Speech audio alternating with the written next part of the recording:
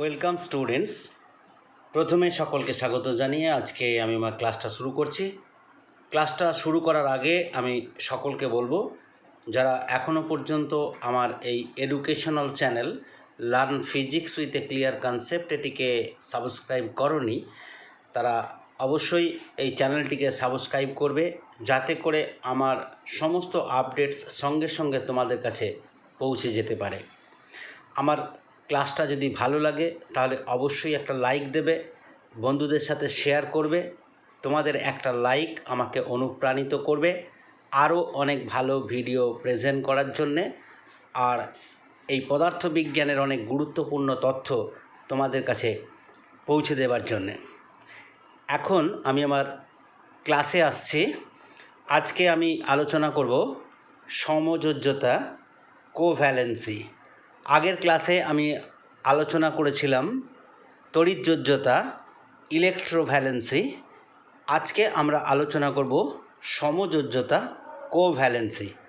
আমি এর আগের ক্লাসে তড়িৎযোজ্যতা বা ইলেকট্রোভ্যালেন্সি সম্পর্কে বিস্তারিত আলোচনা করেছিলাম। আজকে আমরা সমযোজ্যতা আলোচনা করব। প্রথমে আসব সমযোজ্যতা। সমযোজ্যতা কী? নিকটবর্তী নিষ্ক্রিয় মৌলের ইলেকট্রন কাঠামো লাভের চেষ্টায় যখন দুটি পরমাণু তাদের সর্ববহিস্থ কক্ষের এক বা একাধিক ইলেকট্রন জোড়কে সমভাবে ব্যবহার করে অণু গঠন করে, তখন এই রাসায়নিক মিলন ঘটানোর ক্ষমতাকে সমযোজ্যতা বলে। বলি, নিকটবর্তী নিষ্ক্রিয় মৌলের ইলেকট্রন কাঠামো লাভের চেষ্টায় যখন দুটি পরমাণু তাদের সর্ববহিস্থ কক্ষের এক বা একাধিক ইলেকট্রন জোড়কে সমভাবে ব্যবহার করে অণু গঠন করে, তখন এই রাসায়নিক মিলন ঘটানোর ক্ষমতাকে সমযোজ্যতা বলে। তাহলে আমরা ইলেকট্রোভ্যালেন্সি বা তড়িৎযোজ্যতাতে একই কথা পড়েছিলাম। প্রত্যেকটা পরমাণু তার নিকটবর্তী যে নিষ্ক্রিয় মৌল আছে, সেই নিকটবর্তী নিষ্ক্রিয় মৌলের ইলেকট্রন কাঠামো লাভ করতে চায়। অর্থাৎ পর্যায় সারণীতে আমরা মৌলগুলোকে যেভাবে সাজিয়েছি, তার একটি মৌলের অবস্থান থেকে তার নিকটবর্তী অবস্থানে যে নিষ্ক্রিয় মৌলটি আছে, যে নিষ্ক্রিয় গ্যাসটি আছে, প্রত্যেকটি মৌলই চায় তার নিকটবর্তী নিষ্ক্রিয় মৌলের ইলেকট্রন কাঠামো লাভ করতে। তাহলে এক্ষেত্রেও প্রত্যেকে চাইবে তার নিকটবর্তী নিষ্ক্রিয় মৌলের ইলেকট্রন কাঠামো লাভ করতে। এইরকম নিষ্ক্রিয় মৌলের ইলেকট্রন কাঠামো লাভ করবার জন্যে যখন দুটি পরমাণু তাদের সর্ববহিস্থ কক্ষে যে ইলেকট্রন আছে, সেই ইলেকট্রনগুলো জোড়কে একটি জোড় বা একাধিক জোড়কে সমভাবে ব্যবহার করে তারা যখন কোনো মৌলের অণু গঠন করবে বা কোনো যৌগিক পদার্থ সৃষ্টি করবে, এই যে রাসায়নিক মিলন ঘটানোর এই যে ক্ষমতা, এটাকে আমরা বলবো সমযোজ্যতা। আগেরবারে আমরা তড়িৎযোজ্যতাতে পড়েছিলাম নিকটবর্তী নিষ্ক্রিয় মৌলের ইলেকট্রন কাঠামো লাভের চেষ্টায় যখন দুটি পরমাণু তাদের সর্ববহিস্থ কক্ষপথের ইলেকট্রন আদান প্রদানের ফলে একটি ধনাত্মক আয়ন এবং একটি ঋণাত্মক আয়নে পরিণত হয় এবং তারা বিপরীত তড়িৎ আকর্ষণে যুক্ত হয়ে যৌগ গঠন করার যে ক্ষমতা, সেটাই ছিল তড়িৎযোজ্যতা। কিন্তু এক্ষেত্রে সমযোজ্যতার ক্ষেত্রে কোনো পরমাণু থেকেই কোনো পরমাণুতে ইলেকট্রনের সরাসরি স্থানান্তর হবে না, কিন্তু এদের বাইরের কক্ষপথে যে ইলেকট্রনগুলো আছে, এরা এক বা একাধিক ইলেকট্রন জোড়কে সমভাবে ব্যবহার করে নিকটবর্তী নিষ্ক্রিয় মৌলের ইলেকট্রন কাঠামো লাভ করবে। এখন আসবো সমযোজী বন্ধন। সমযোজী বন্ধন কি? সমযোজী যৌগের অণু গঠন করার সময় ইলেকট্রন জোড়গুলি পরস্পরের মধ্যে যে বন্ধন সৃষ্টি করে তাদের সমযোজী বন্ধন বলে। তাহলে আমরা যদি একটা সমযোজী যৌগের অণুকে আমরা যদি লক্ষ্য করি, তাহলে দেখব এই যে ইলেকট্রন জোড়গুলো পরস্পরের মধ্যে যে বন্ধন সৃষ্টি করেছে, সেই বন্ধনটাকে আমরা বলবো সমযোজী বন্ধন। তড়িৎযোজী যৌগের ক্ষেত্রে আয়নগুলি যে বন্ধন সৃষ্টি করেছিল সেটা ছিল আয়নীয় বন্ধন, আর এক্ষেত্রে ইলেকট্রন জোড়গুলি পরস্পরের মধ্যে যে বন্ধন সৃষ্টি করবে তাদেরকে আমরা সমযোজী বন্ধন বলবো। এবার সমযোজ্যতার কয়েকটি উদাহরণ আমরা আলোচনা করব। প্রথমে আসি ফ্লুরিন, দুটি ফ্লুরিন পরমাণু একত্রিত হয়ে কেমন করে F2 একটি ফ্লুরিন অণু তৈরি হয় সেটা বোঝার চেষ্টা করব। এখানে একটা ফ্লুরিন অণু দেখিয়েছি, এখানে আরও একটি ফ্লুরিন অণু দেখিয়েছি। আমরা জানি ফ্লুরিনের পরমাণু ক্রমাঙ্ক হচ্ছে 9, অর্থাৎ এর প্রথম কক্ষপথে আছে 2টি ইলেকট্রন এবং সর্ববহিস্থ কক্ষপথে আছে 7টি ইলেকট্রন। আমরা যে ছবিতে দেখিয়েছি ভিতরের কক্ষপথের ইলেকট্রনগুলোকে আমরা দেখাইনি, শুধুমাত্র বাইরের কক্ষপথের ইলেকট্রনগুলোকে দেখিয়েছি। এই ফ্লুরিন পরমাণুর বাইরের কক্ষপথে 7টা ইলেকট্রন দেখিয়েছি, এই ফ্লুরিন পরমাণুরও বাইরের কক্ষপথে 7টি ইলেকট্রনকে দেখিয়েছি। এখন আমরা দেখতে পাচ্ছি যে এই ফ্লুরিন পরমাণুটা তার সর্ববহিস্থ কক্ষপথে 8টি ইলেকট্রন করতে চায়, আর এই ফ্লুরিন পরমাণুটাও তার সর্ববহিস্থ কক্ষপথে 8টি ইলেকট্রন করতে চায়। কিন্তু যদি আমরা ভালো করে লক্ষ্য করে দেখি, এখানে এই ফ্লুরিনেরও একটি ইলেকট্রন ঘাটতি আছে, এই ফ্লুরিনেরও একটি ইলেকট্রন ঘাটতি আছে অষ্টক পূর্ণ করার জন্যে। তাহলে এক্ষেত্রে দুটো ফ্লুরিন পরমাণুর কোনো ফ্লুরিন পরমাণুই ইলেকট্রন অপর ফ্লুরিন পরমাণুকে স্থানান্তরিত করবে না। তাহলে এক্ষেত্রে আমরা যদি একটা ইলেকট্রন জোড় কল্পনা করি, যে জোড় হবে দুটি ফ্লুরিন পরমাণুর এক একটি করে ইলেকট্রন নিয়ে যে জোড় তৈরি হবে, সেই জোড়টাকে যদি এরা সমভাবে ব্যবহার করে তাহলে প্রত্যেকেই অষ্টক পূর্ণ করতে পারবে। সেই মতোই এখানে দেখানো হয়েছে, এখানে ফ্লুরিন পরমাণুর একটা ইলেকট্রন, এই ফ্লুরিন পরমাণুর একটা ইলেকট্রন, দুটো ইলেকট্রন মিলে একটা জোড় তৈরি করেছে, একটা বন্ধন তৈরি করেছে। তাহলে যেহেতু এই জোড়টাকে এই ফ্লুরিন পরমাণুটা ব্যবহার করতে পারবে আর এই ফ্লুরিন পরমাণুটা ব্যবহার করতে পারবে, তাহলে এই ফ্লুরিন পরমাণুটা বাইরে কটা ইলেকট্রন হয়ে গেল? 1টা 2টো 3টে 4টে 5টা 6টা 7টা, আর এটা নিয়ে হয়ে গেল 8টা। তাহলে এর অষ্টক পূর্তি হলো। একইভাবে এই ফ্লুরিন পরমাণুটারও বাইরে অষ্টক পূর্তি হবে। তাহলে এইভাবে এরা কি করবে? দুজনের মধ্যে একটা ইলেকট্রন জোড়কে সমভাবে ব্যবহার করবে, আর ইলেকট্রন জোড়কে সমভাবে যেটা ব্যবহার করছে সেটাকে আমরা একটা বন্ধন হিসেবে দেখাচ্ছি। এখানে দেখিয়েছি ইলেকট্রন জোড়, এই যে এর একটা ইলেকট্রন এর একটা ইলেকট্রন অর্থাৎ ইলেকট্রন জোড়, আর এটাকে করেছি আর ইলেকট্রনগুলো দেখাইনি, বন্ড হিসাবে দেখিয়েছি এফ বন্ড এফ। এই বন্ডটার অর্থ হলো এই ফ্লুরিনের একটা ইলেকট্রন এবং এই ফ্লুরিন পরমাণুর একটা ইলেকট্রন, দুটো ইলেকট্রন মিলে এই জোড়টা তৈরি করেছে। তাহলে এখানে হচ্ছে সমযোজী বন্ধন তৈরি করেছে। তাহলে এখন এই দুটো ফ্লুরিন পরমাণু একত্রিত হয়ে F2 অর্থাৎ একটি ফ্লুরিন অণু তৈরি করেছে এবং দুটি ফ্লুরিন পরমাণুই তাদের অষ্টক পূর্ণ করেছে।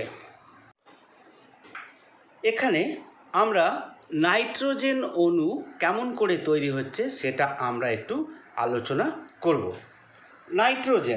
নাইট্রোজেনের পরমাণু ক্রমাঙ্ক 7। নাইট্রোজেনের পরমাণু ক্রমাঙ্ক হচ্ছে 7। তার মানে নাইট্রোজেনের নিউক্লিয়াস আছে 7টি প্রোটন এবং একে কেন্দ্র করে তার বাইরের কক্ষপথে 7টি ইলেকট্রন আবর্তন করছে, অর্থাৎ নাইট্রোজেনের ইলেকট্রন কাঠামো হবে 2 এবং 5, অর্থাৎ প্রথম কক্ষপথে থাকবে 2টি ইলেকট্রন এবং শেষ কক্ষপথে থাকবে 5টি ইলেকট্রন। আমরা প্রথম কক্ষপথের ইলেকট্রনকে দেখাইনি, আমরা শেষ কক্ষপথের ইলেকট্রনকে দেখিয়েছি। এখানে নাইট্রোজেনের বাইরের কক্ষপথে 5টা ইলেকট্রন আছে, এই নাইট্রোজেনেরও বাইরের কক্ষপথে 5টা ইলেকট্রন আছে। কিন্তু এই নাইট্রোজেনটা দুটো নাইট্রোজেন পরমাণু চেষ্টা করছে তাদের বাইরে অষ্টক পূর্ণ করতে, অর্থাৎ এরা অষ্টক পূর্ণ করে একটা সুস্থিত অবস্থায় এরা পৌঁছাতে চাইছে। তাহলে এক্ষেত্রে কি হবে? নাইট্রোজেন আর নাইট্রোজেন এই দুটো নাইট্রোজেন পরমাণু নিজেদের মধ্যে 1টা 2টো 3টে ইলেকট্রন জোড়কে এরা সমভাবে ব্যবহার করবে। 3টে ইলেকট্রন জোড়কে সমভাবে ব্যবহার করলেই এই নাইট্রোজেনেরও অষ্টক পূর্তি হবে, এই নাইট্রোজেনেরও অষ্টক পূর্তি হবে। দেখা যাক, এখানে নাইট্রোজেনের আছে এখানে 2টো আর 1 2 3 3টে বন্ডের মধ্যে আছে 6টি ইলেকট্রন। তাহলে এই 6টি ইলেকট্রন প্লাস 2টি ইলেকট্রন ইজ ইকুয়াল টু 8টি ইলেকট্রন, অর্থাৎ এক্ষেত্রে নাইট্রোজেনের বাইরের কক্ষপথে অষ্টক পূর্তি হচ্ছে। ঠিক একইভাবে এই নাইট্রোজেনটাও বাইরের কক্ষপথে অষ্টক পূর্তি হচ্ছে। সেটাকে আমরা লিখেছি N triple bond N। Triple bond মানে কি? এর একটা করে ইলেকট্রন আছে, এর একটা ইলেকট্রন, এর একটা ইলেকট্রন নিয়ে একটা বন্ড তৈরি করেছে। তার মানে এর 3টে ইলেকট্রন আর এর 3টে ইলেকট্রন জুড়ে তিনটে বন্ড তৈরি করেছে। তাহলে এইগুলো হলো ইলেকট্রন জোড়, এটা হলো ত্রিযোজী বন্ধন। তাহলে আগে যে আলোচনাটা করলাম সেখানে দেখেছিলাম এটা একযোজী বন্ধন ছিল, এখানে দেখছি এটা ত্রিযোজী বন্ধন। তাহলে এখন এই নাইট্রোজেন দুটো যুক্ত হয়ে নাইট্রোজেন অণু তৈরি করলো, তাহলে এটাও একটা সমযোজী, এখানে হচ্ছে অণুর উদাহরণ। আর একটা সমযোজী অণুর উদাহরণে আসি, সেটা হচ্ছে অক্সিজেন অণু। আমরা জানি অক্সিজেনের পরমাণু ক্রমাঙ্ক 8, অক্সিজেনের পরমাণু ক্রমাঙ্ক 8, অর্থাৎ অক্সিজেনের বাইরের কক্ষপথে আছে 6টি ইলেকট্রন, প্রথম কক্ষপথে আছে 2টি ইলেকট্রন, বাইরের কক্ষপথে আছে 6টি ইলেকট্রন। সেইভাবেই দেখানো হয়েছে এই অক্সিজেনের বাইরের কক্ষপথে 6টি ইলেকট্রন, এই অক্সিজেনেরও বাইরের কক্ষপথে 6টি ইলেকট্রন। ঠিক একইভাবে এই দুটি অক্সিজেনই তার বাইরে অষ্টক পূর্তি করার চেষ্টা করছে। তাহলে অষ্টক পূর্তি করতে গেলে এদেরকে দুটি ইলেকট্রন জোড়কে সমভাবে ব্যবহার করতে হবে, সেটা এখানে দেখিয়েছি। অক্সিজেন অক্সিজেন এর ভিতরে এরা দুটি ইলেকট্রন জোড়কে সমভাবে ব্যবহার করেছে। সমভাবে ব্যবহার করতে এই অক্সিজেন অণুটার ক্ষেত্রে যদি আমরা বিবেচনা করি তাহলে দেখব 1 2 3 4 এবং এই যে দুটো বন্ড আছে এই 4টি ইলেকট্রন, 4 + 4 = 8, অর্থাৎ এই অক্সিজেনটি অষ্টক পূর্ণ করেছে।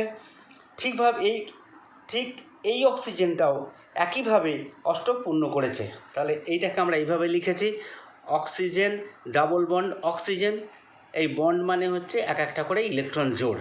এটা হচ্ছে দ্বিযোজী বন্ধন, এটা হলো O2, এটা হলো অক্সিজেন অণু।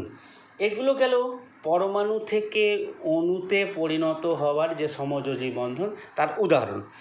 এখন আমরা একটা যৌগিক অণুর কথা চিন্তা করব। আমরা মিথেন, আমরা জানি CH4 হচ্ছে মিথেন। তাহলে এখানে দেখিয়েছি একটা কার্বন পরমাণু এবং 4টে হাইড্রোজেন পরমাণু, একটা কার্বন পরমাণু এবং 4টে হাইড্রোজেন পরমাণু মিলনে তৈরি হয় মিথেন CH4। কার্বনের পরমাণু ক্রমাঙ্ক 6, অর্থাৎ কার্বনের বাইরের কক্ষপথে আছে 4টি ইলেকট্রন। হাইড্রোজেনের পরমাণু ক্রমাঙ্ক 1, অর্থাৎ হাইড্রোজেনের বাইরের কক্ষপথে শুধুমাত্র একটি ইলেকট্রন আছে। এক্ষেত্রে কার্বন তার বাইরের কক্ষপথে অষ্টক পূর্তি করতে চাইবে, হাইড্রোজেন অষ্টক পূর্তি করতে চাইবে না, হাইড্রোজেন তার বাইরের কক্ষপথে দুটো ইলেকট্রন পেতে চাইবে, অর্থাৎ হিলিয়ামের ইলেকট্রন কাঠামো লাভ করবার চেষ্টা করবে। তাহলে এইভাবে আমরা মাঝখানে কার্বনটাকে রেখেছি আর এই 4টে হাইড্রোজেনকে চারদিকে দেখিয়েছি। এই যে কার্বনের 4টি যে ইলেকট্রন, এগুলো হাইড্রোজেনের এক একটি ইলেকট্রনের সঙ্গে যুক্ত হয়ে 4টি বন্ধন তৈরি করেছে, 4টি ইলেকট্রন জোড় তৈরি করেছে। সেটাকে এইভাবে দেখেছি, carbon hydrogen hydrogen hydrogen hydrogen, এবং এদের মধ্যে একটা করে বন্ধন দেখিয়েছি, সমযোজী বন্ধন। এগুলো জুড়ে তৈরি হয়েছে CH4, এটা হলো একটা মিথেন অণু। এরপরে আমরা দেখাবো কার্বন ডাইঅক্সাইড, এটাও একটা যৌগিক অণু। এটা কেমনভাবে তৈরি হচ্ছে দেখি। এখানে আমরা দুটো অক্সিজেনকে নিয়েছি আর এখানে একটা কার্বনকে নিয়েছি। এই অক্সিজেনের কথা বলছিলাম যে যার বাইরের কক্ষপথে আছে 6টা ইলেকট্রন, দেখিয়েছি 6টা ইলেকট্রন, এরকম দুটো অক্সিজেন পরমাণু নিয়েছি, একটি কার্বন পরমাণু নিয়েছি। তাহলে এই কার্বন পরমাণুটা মাঝখানে আছে, কার্বন পরমাণু দুটো ইলেকট্রন এই অক্সিজেনের দুটো ইলেকট্রনের সঙ্গে যুক্ত হয়ে দুটো বন্ড তৈরি করেছে। আবার এদিকের অক্সিজেনটাও, দুটো অক্সিজেন, এখানে একটা অক্সিজেন এখানে একটা অক্সিজেন, তাহলে এই অক্সিজেনটার দুটো যে ইলেকট্রন, দুটো ইলেকট্রনের সঙ্গে কার্বনের দুটো ইলেকট্রন যুক্ত হয়ে এখানেও দুটি ইলেকট্রন জোড় তৈরি করেছে। তাহলে এটা আমরা এইভাবে দেখিয়েছি, কার্বন এদিকে দুটো বন্ধন এদিকে দুটো বন্ধন, অর্থাৎ CO2 হলো কার্বন ডাইঅক্সাইড, কার্বন ডাইঅক্সাইড আছে দুটো সমযোজী বন্ধন, অর্থাৎ এখানে হচ্ছে ডাবল বন্ড আছে, দ্বিযোজী বন্ধন আছে দুটি, এখানে দ্বিযোজী বন্ধন আছে দুটি কার্বন ডাইঅক্সাইডে। এটা হলো কার্বন ডাইঅক্সাইড অণুর গঠন। নেক্সট আসবো সমযোজী যৌগ। সমযোজী যৌগ কাকে বলবো? 2 বা ততোধিক পরমাণু পরস্পরের সঙ্গে সমযোজী বন্ধনে আবদ্ধ হয়ে যে যৌগ গঠন করে তাকে সমযোজী যৌগ বলবো। তাহলে সমযোজী যৌগ কোনগুলো? না, 2 বা ততোধিক পরমাণু যদি পরস্পরের সঙ্গে সমযোজী বন্ধনে আবদ্ধ হয়ে যৌগ গঠন করে তাহলে সেই যৌগকে আমরা বলবো সমযোজী যৌগ। এখানে উদাহরণ দেব, সমযোজী যৌগের উদাহরণ আমরা বলতে পারি জল H2O, হাইড্রোক্লোরিক অ্যাসিড বা hydrogen chloride HCl, CH4 methane, CO2 carbon dioxide, C2H4 ethylene, C2H2 acetylene ইত্যাদি এরকম অসংখ্য সমযোজী যৌগের উদাহরণ দেওয়া যেতে পারে। সমযোজ্যতার পরিমাপ, তাহলে এই যে সমযোজ্যতার কথা আমরা পড়লাম, এই সমযোজ্যতাটাকে আমরা পরিমাপ করব। সমযোজী মৌলের অণু বা কোনো যৌগ গঠনের ক্ষেত্রে, তাহলে সমযোজী মৌলের অণু হতে পারে বা কোনো যৌগ গঠনও হতে পারে। সেই যৌগ গঠনের ক্ষেত্রে কোনো মৌলের অণু যতগুলি ইলেকট্রন জোড় গঠন করে সেই সংখ্যাটিই হয় ওই সমযোজী পদার্থের মধ্যে ওই মৌলের যোজ্যতার পরিমাপ। যেমন আমরা যে কোনো একটা যদি উদাহরণ নিই, আমরা বলবো কার্বন ডাইঅক্সাইড। তাহলে আমরা জানি একটি কার্বন এবং দুটি অক্সিজেন পরমাণু একত্রে সমযোজী বন্ধনে আবদ্ধ হয়ে কার্বন ডাইঅক্সাইডের অণু গঠন করেছে। এখানে আমরা দেখব যে কার্বন এখানে 4টি বন্ধন তৈরি করেছে। তার মানে কার্বনের যোজ্যতা এখানে 4, আর অক্সিজেন 2টি বন্ধন তৈরি করেছে, তার মানে অক্সিজেনের যোজ্যতা এখানে 2। তাহলে কার্বন ডাইঅক্সাইডে কার্বনের যোজ্যতা হচ্ছে 4 এবং অক্সিজেনের যোজ্যতা হচ্ছে 2। তেমনিভাবেই যদি আমরা মিথেন বলি, CH4, অর্থাৎ এখানে কার্বনের যোজ্যতা হচ্ছে 4 এবং প্রতিটি হাইড্রোজেনের যোজ্যতা হচ্ছে 1। তাহলে মিথেনে কার্বনের যোজ্যতা হবে 4 এবং প্রতিটি হাইড্রোজেনের যোজ্যতা হবে 1। লুইস ডট গঠন, লুইস ডট স্ট্রাকচার, এটাকে আমরা কিভাবে বুঝব? সাধারণত পরমাণু সর্ববহিস্থ কক্ষপথের ইলেকট্রনগুলিকে ডট বা ক্রস দিয়ে চিহ্নিত করা হয়। একটু আগেই আমরা যে সমস্ত উদাহরণগুলো দেখছিলাম সেখানে আমরা বাইরের কক্ষপথের ইলেকট্রনগুলিকে ডট এবং ক্রস দিয়ে চিহ্নিত করছিলাম। সাধারণত পরমাণু সর্ববহিস্থ কক্ষপথের ইলেকট্রনগুলিকে ডট বা ক্রস দিয়ে চিহ্নিত করা হয়। যৌগ গঠনের ক্ষেত্রে এই ধরনের প্রকাশভঙ্গিকে লুইস ডট গঠন বলে। তাহলে আমরা যখন একটা যৌগ কিভাবে তৈরি হচ্ছে, আমরা যদি এরকম ডট এবং ক্রসের সাহায্য নিয়ে সেটিকে প্রকাশ করি, এই ধরনের প্রকাশভঙ্গিকে লুইস ডট গঠন বলে। সাধারণত পরমাণু সর্ববহিস্থ কক্ষপথের ইলেকট্রনগুলিকে ডট বা ক্রস দিয়ে চিহ্নিত করা হয়।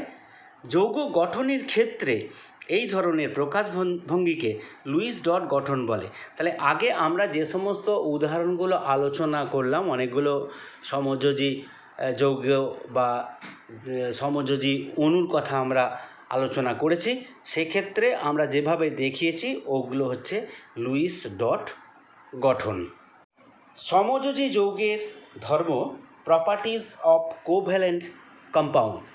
তাহলে সমযোজী যৌগের ধর্ম কী কী হবে, আমরা কয়েকটা ধর্ম সম্পর্কে আলোচনা করি।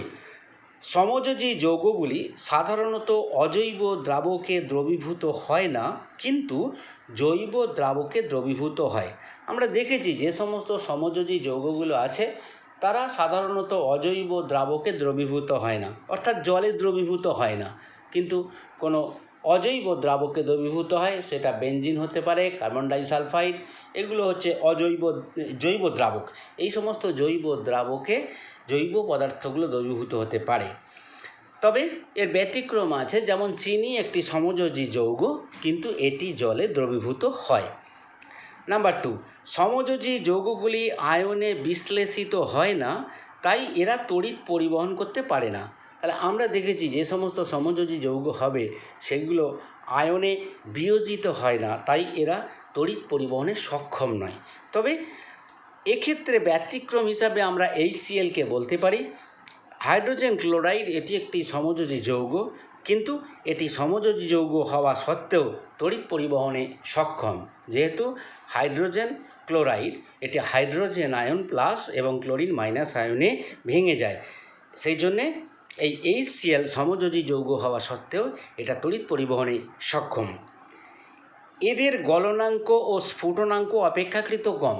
তাহলে তড়িৎযোজী যৌগের গলনাঙ্ক বা স্ফুটনাঙ্ক যত হয়, সমযোজী যৌগের ক্ষেত্রে এদের গলনাঙ্ক বা স্ফুটনাঙ্ক অনেকটা কম হয়। সমযোজী যৌগে অণুর অস্তিত্ব থাকে। আমরা দেখেছিলাম তড়িৎযোজী যৌগে কোনো অণুর অস্তিত্ব নেই, সেখানে দুটি আয়ন পাশাপাশি অবস্থান করে এবং বিপরীত তড়িৎ আকর্ষণে যুক্ত হয়ে এরা একে অপরের পাশে অবস্থান করে। তাই এখানে প্রকৃতপক্ষে কোনো অণু গঠন হয় না আয়নীয় যৌগের ক্ষেত্রে, কিন্তু সমযোজী যৌগে অণুর অস্তিত্ব থাকে, সমযোজী যৌগে অণু সৃষ্টি হয়। 5. যৌগগুলির মধ্যে সমবায়তা ধর্ম দেখা যায়।